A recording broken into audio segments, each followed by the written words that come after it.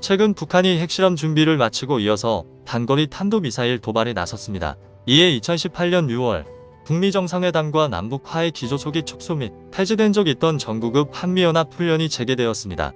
연합훈련은 미국의 핵추진 항공모함 로널드 레이건호를 포함해 양국 해군이 26일부터 29일까지 동해상에서 연합훈련에 돌입하게 됩니다. 이 연합훈련은 북한의 도발에 대응하는 우리들의 강한 의지를 보여주는 것이며 미국과의 연계 능력을 향상시키는 중요한 훈련입니다. 훈련에 참가하는 함선, 전투기에는 이지스 구축함 서해류 성룡함, 문무대왕함, 챈슬러스 비람, 베리함, 램폴드함, FE-18P-3, P-8, O-159, MH-60R, F-15K, KF-16 아파체, 헬기 등이 훈련에 동원됩니다. 이번 훈련을 지휘하는 곽광섭 1 해상전투단장은 한미연합해군은 지난 70년간 함께 손을 맞잡고 한반도의 평화와 자유민주주의를 수호하기 위해 노력해왔다 라고 미국과의 우호관계와 이번 훈련의 중요성을 강조했다. 마이클 도넬리 오항모강습 단장은 한미해군은 이번 훈련을 통해 우리의 힘과 결의를 현시할 것이라며 한미동맹은 세계에서 가장 강력한 동맹으로 우리는 정기적인 훈련과 긴밀한 우호 관계를 통해 더욱 강해지고 있다. 그해 11월에는 북한의 6차 핵실험이 있었으며 니미츠호,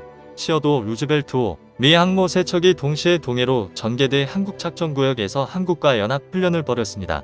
레이건호가 다시 22년 9월 부산에 입항한 것은 그만큼 북한의 움직임이 한반도에 긴장감을 만들고 있다는 의미입니다.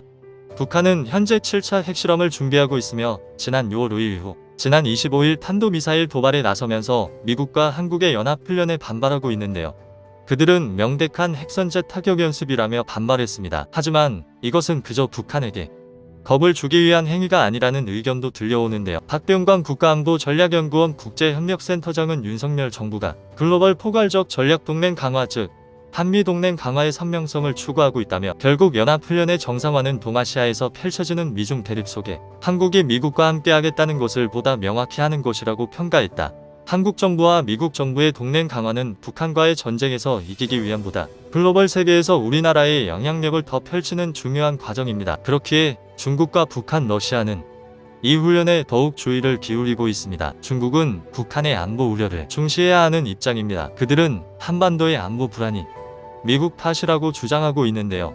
23일 류사홍잉 중국 정보 한반도사무 특별대표는 이고리 모르글로프 러시아 외무차관과의 전화통화에서 중러는 한반도의 평화와 안전을 유지하는 것이 영내 국가와 국제사회의 공동이익에 부합하는 데 동의했다 라고 발언하였는데요. 이는 중국과 러시아가 한국과 미국의 합동훈련에 동요하고 있으며 대응 방안을 논의 중인 것으로 보여집니다. 한미동맹 강화는 중국의 상당한 부담이자 압박으로 북정러 삼각 협력을 자극할 것이라는 분석이 있습니다. 주한미군의 방어 범위가 한반도를 벗어나기 쉽지 않지만 한미연합훈련 정상화와 한미동맹 강화 자체가 북한과 중국, 러시아를 압박하는 상황이 연출되었습니다. 한국과 미국의 강력한 군대가 연합해서 움직이는 모습을 본 북중러 3개국 현재 전문가들 사이에서는 중국과 러시아가 유엔에서 북한의 탄도미사일 시험 발사를 두둔하는 등 이미 그들 간 일종의 합의 또는 전선이 형성됐다는 평가가 나오기도 했습니다.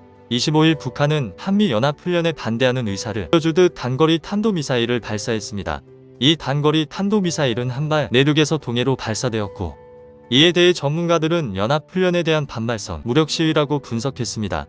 이 도발은 윤석열 정부 출범 이후 5번째 미사일 발사이기도 합니다. 다만 이번 미사일은 지대지 탄도미사일로 항모 등 해상이 표적을 겨냥할 수 있는 수단은 아닌 것으로 전해졌는데요. 우리 군은 북한판 이스칸데르 탄도미사일에 무게를 두고 계속 분석하고 있는데요. 북한 정부의 도발과 미래 도발 가능성에도 훈련은 29일까지 정상 시행됩니다. 군 관계자는 북한의 전반적인 활동을 볼 때 김정은의 지시에 의한 북방력 강화의 일환으로 긴 일정 속에서 이루어지는 시험 발사나 무기 개발 과정으로 보는 게 맞을 것 라며 추가적 도발을 계속 염두에 두고 있는 것으로 말했습니다. 대통령실은 이번 발사는 유엔 안전보장 이상의 결의에 대한 명백한 위반이자 한반도와 영내 긴장을 고조시키는 도발 행위라고 지적했습니다. 국가안전보장회의 상임위는 북한의 이번 도발에 대해 지난 8일 북한이 전술핵 선제 사용을 공식화한 핵무력 정책 법제화 발표 이후 첫 탄도미사일 발사임에 주목하고 미국 및 우방국들과의 공조를 바탕으로 적극 대응해 나가기로 했다고 밝혔습니다. 하지만 북한의 도발에도 레이건호 항모 강습단과 함께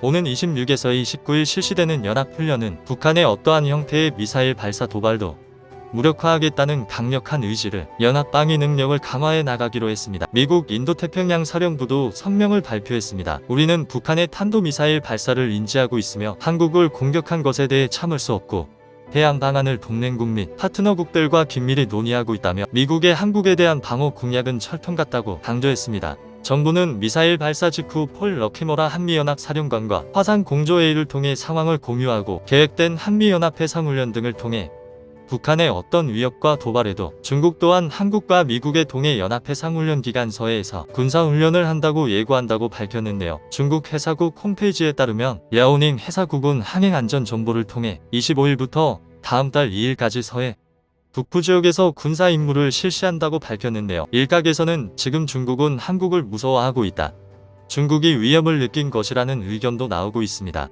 이와 같이 한국이 다시 한미연합 훈련을 정상화하자 북중러 3개국이 긴장하고 있는 모습입니다. 앞으로 어떻게 될지 행적을 지켜봐야 할 것 같습니다.